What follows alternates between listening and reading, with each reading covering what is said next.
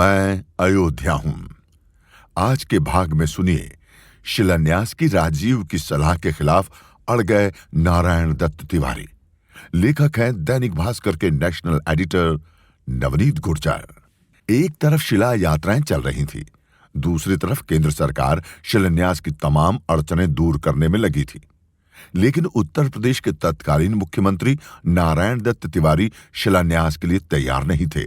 वे नारायण दत्त तिवारी जिन्होंने इमरजेंसी के दौरान संजय गांधी की खुशामद की थी, वे ही अब राजीव गांधी का शिलान्यास प्रस्ताव मानने को तैयार नहीं थे।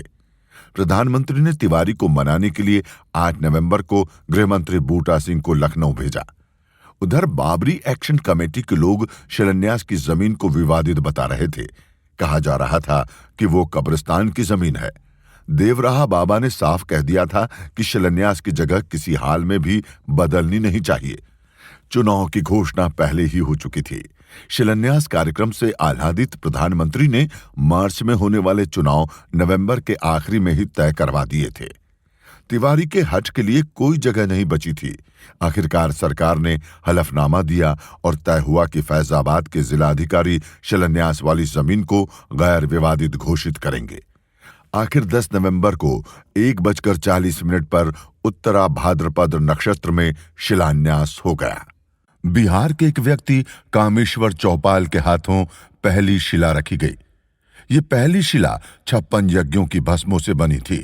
गुरु ग्रंथ साहिब की अरदास, जैन बौद्ध प्रार्थनाओं और मंदिर यहीं बनाएंगे के उद्घोष के साथ नींव में अष्टधातु से बने सर्प डाले गए। पहली शिला रखने के बाद नींव में दिगंबर अखाड़े के पूजित 5 शिलाएं महंत रामचंद्र परमहंस ने रखीं। इस दिन की पूजा के यजमान शीश चंद्र दीक्षित और बद्री प्रसाद तोषनीवाल थे। इस शिलान्यास को बाबरी कमेटी ने सरकारी धोखाधड़ी माना। कुछ विरोध प्रदर्शन हुए, मार्च निकाले, गिरफ्तारियां हुई।